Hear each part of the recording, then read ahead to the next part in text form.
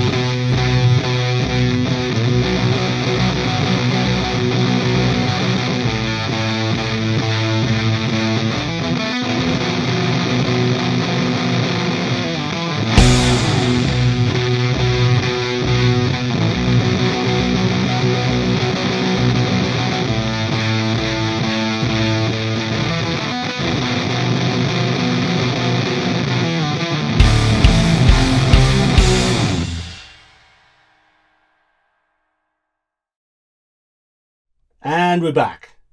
So, this is a doozy. So let's get straight to it.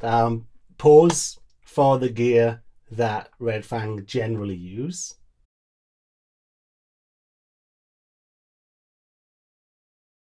Okay, so let's get to it. What did I use? If you're a Red Fang fan, you know about the Sunn Beta Lead, which is basically the amp that they've used on all their albums. There's also a little secret where on overdubs on Murder the Mountains, which is the one with wires and Prehistoric Dog and things like that, they actually used an orange tiny Terror for overdubs on that album. Not many, you know, a few people know about that, but it's, you know, it hardly ever gets mentioned. People know that they use orange cabs live and they're endorsed by Orange, you know, for that, mainly for that reason. Because word got out that all of their, you know, discography is that one Sunn amplifier, everybody bought them. So the prices have gone, whew. You know, they used to be able to pick up one of those amps for $300, and that was like, oh, $300. Okay, because it's a solid state amp, and it didn't have much hype behind it. So because Murder the Mountain sounded so good and groovy and amazing, all the stoners ended up buying it, and then, you know, capitalism kicked in. So what did I use? Because I'm not going to pay $1,200 for that amp. I mean, you know, I'm a fan, but come on. I entered a competition years ago. It was a solo competition for Red Fang. Blood Like Cream was the song, and whoever recorded the best solo would win a prize. Prize was bloody awesome. It was a fuzz pedal that was designed by the guitarist of Red Fang.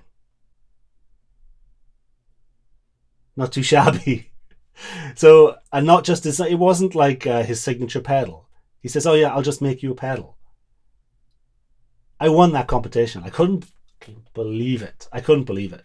I'm not, if you know the channel, I'm more of a rhythm guy. I can play a bit of lead, but it's not my forte. So I never thought, I honestly now, I'm being 100% honest, I didn't think I was going to win. But maybe they looked at my Facebook and my history that I was, you know, already talking about them before the competition. Who knows, that I might have got some sort of favour out of it. But I won. And I also won a Stone Deaf PDF 1. Is it PDF 1 or PDF 2? Brilliant pedal. Here's a clip of that now.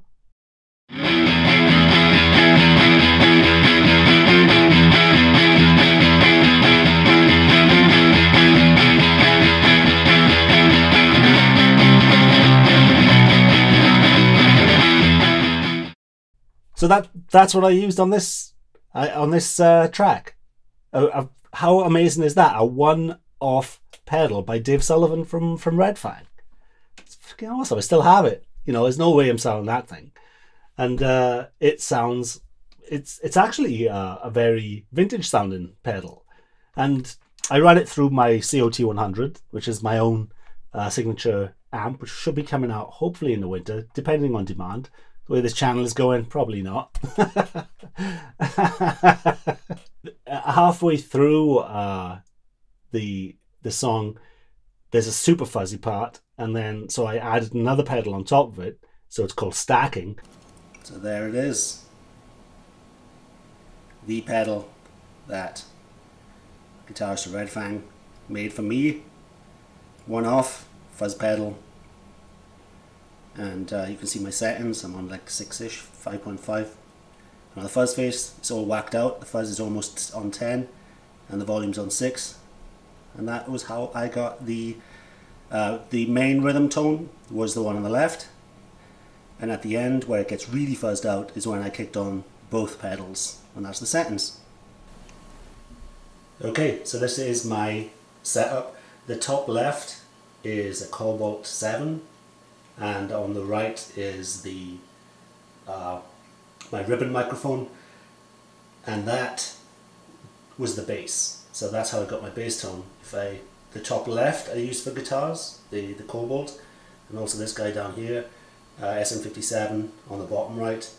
And this cab is filled with, I don't think they used these speakers. I recorded, because it just sounded closer, on creamback. So I think, because my creambacks were so close, I think they may have used vintage speakers on the Merge of the Mountains album, and I think the reason I didn't quite like the recording tone on the follow-up albums, I think they used vintage 30s, and that's probably why I didn't like that. It didn't have the loosier, goosey, vibier aspect, you know. And I put a silicone fuzz face on there as well, so it's like two pedals to get that really you know, liquid but still stuttering fuzz, because it's very hard to get that specific sound that was on the album. And that, I don't think that was, you know, that part of Wires definitely wasn't the Sunn amp. It was Sunn amp plus something, so whatever that something was, not sure. But yeah, what a band. I mean, live, I've seen them live, one of the best gigs I've been to. I was actually, I went to Atlanta. I traveled all the way to Atlanta from Florida to see them. And it was well worth it, even though I got really sick. So, you know, I kind of like dragged my carcass to the gig. And it was fantastic. I was standing on a table, so I had perfect view.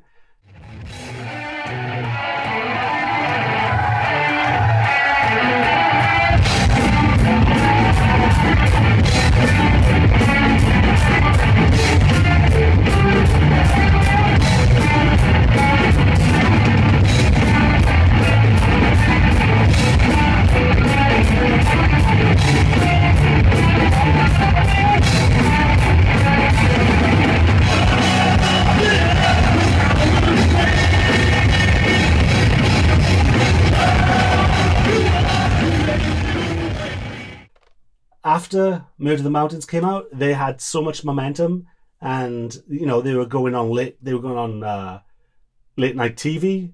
They were getting the big bookings, but the was it Whales and Leeches and the Ghost album? Let's face it, the songs weren't quite there. I think they actually went anti pop, because Murder in the Mountains was a memorable chorusy sing along choruses, and then they got a bit more deep with the other stuff. But I don't think it was the music as much. I think the production wasn't quite as the production sometimes like the Fifth Beatle. You know what I mean? I don't think they had that, even though they used a lot of the same guys. I don't think they just didn't capture that lightning in a bottle that I keep talking about, So sometimes it's the performance, but other times it's the the guys with the knobs and the rest of it. So yeah, I mean, I'm not sure that what I used on this as well is an Electra guitar. Dave used a Thinline Tele for a long part of the early stuff, and then he discovered Electra guitars, the ones that were made in Japan. I collect Electra. He knows his stuff, man. I've probably got about 8 Electra guitars, and they're my little secret. There were some Electras that were made in South Korea that you can get for $120 for one of these. Here's the guitar I used. It's an Electra that was licensed by Crate in I believe it's like the 2000s. South Korean guitar. Let's just focus in on that.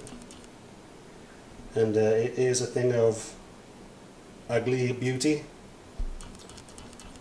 So yeah, and it did me proud. This was my main beta guitar for a long time. It has Motor City pickups in it.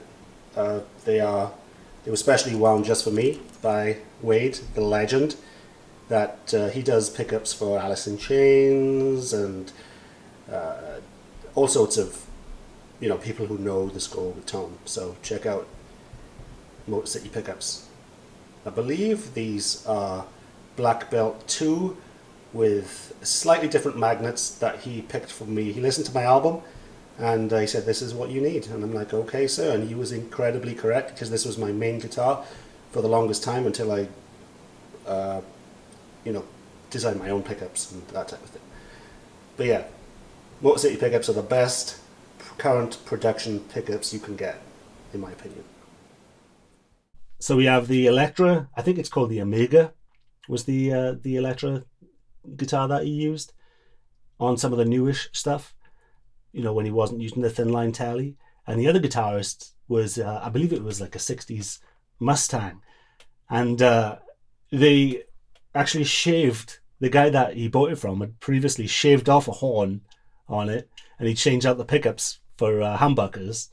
So, and to make it even more individual, we're talking about, I keep bringing up the Brian May thing where he makes his own guitar. This is practically making his own guitar, because he's changed the body shape on it, he's put a humbucker in it, and he has a nut with 5 strings. Talk about oddball. A 6-string guitar modified to 5 strings, because he's not the lead player, so he's what's the point of him having a neat top E string? And they use a couple of tunings, and the funny thing is, when they play live, they usually take one guitar with them, and they use drop pedals to go down. Say if they playing in drop D and the rest of it, they'll just hit a pedal and drop down.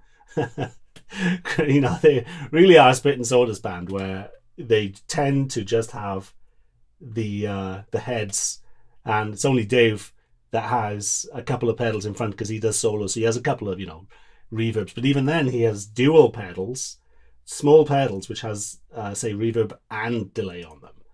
So he doesn't have like a reverb pedal, a delay pedal, and a rack behind him, and switching systems and the rest of it. It's just this little thing that can fit in his backpack, and he's off. And what's amazing as well is the bass player also uses the beta lead. It's not the beta. He used the beta bass, I think, back in the album, but he used the beta lead on for every day. And he also goes through a guitar cab, an orange 4x12, a regular guitar cab, the bass player. Where have I heard that before? Bass players playing through guitar rigs. Where have I? I'm not sure. And the funny thing about the Sunn Beta lead is it's a solid state amp, and it has 2 channels which are identical, but you can't switch them with the amp. No wonder they went out of business. 2 of the same. I guess they were for guitarists who both wanted to go through one amp.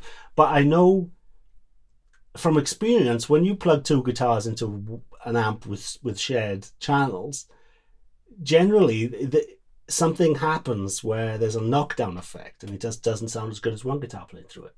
But what they do if they're feeling fancy, which isn't very often, they use a switcher pedal. So they set the 2 channels, which are pretty distorted channels. You know, when it gets to sound good, you got to crank it.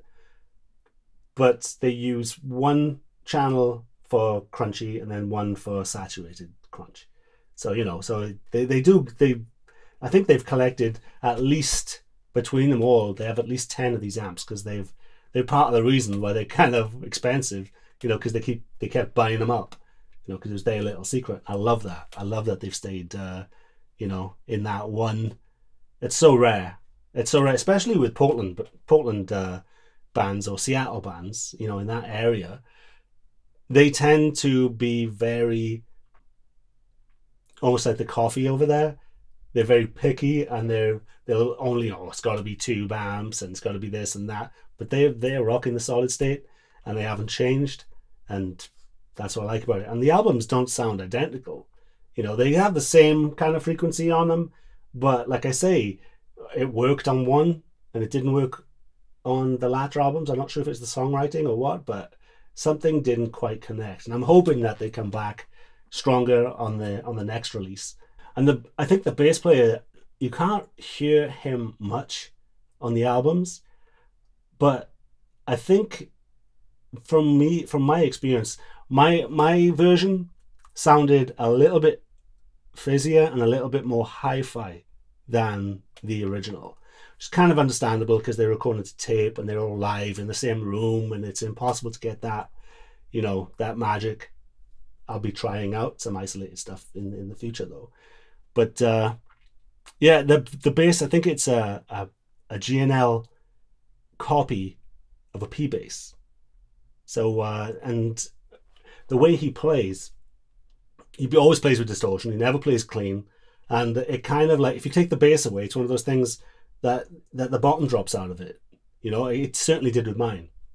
So I used the fuzz pedal on the bass as well. I tried to keep it. I used obviously the same amp.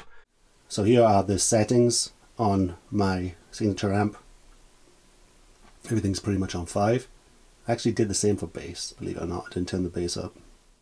Live, they use orange with vintage 30s. I very much doubt that they used vintage 30s in the studio, because I don't hear that solid state plus vintage 30 can be a bit more fatiguing. I wonder if that's what happened on the latter albums. I wonder if they got that Chinese vintage 30 buzz. Interesting. Maybe they just need to go back to whatever old funky busted ass cab was on the Murder at the Mountains, which probably had a bit more, you know, 75s in it, or something older, you know.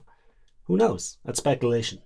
Also, a little tip that not many people know about: he actually runs the beta lead heads 4 ohms, but he prefers it when it goes into an 8 ohm cab. It's a little bit dangerous with tube heads, you know, when you don't match the ohmage. Not so much with solid state. So yeah, that's it. It was quite an adventure with this band. You know, huge fan. I tell you what, was an eye-opener. The venue that they played in Atlanta is pretty close to a very seedy area of, you know, downtown Atlanta. Atlanta downtown at 11 p.m. when I'm too sick to fight. That was fun. Not so much the venue, because metalheads are great, you know, but getting there, walking, you know, 4 blocks from my, well, no, it's more than that, walking 1.5 miles through Atlanta late at night. Pretty sketchy. So, you know, I was there with my wife, and we had a great time. And by the time we had to leave, we were both too drunk to really care about the danger. The things you do as a metalhead, dude.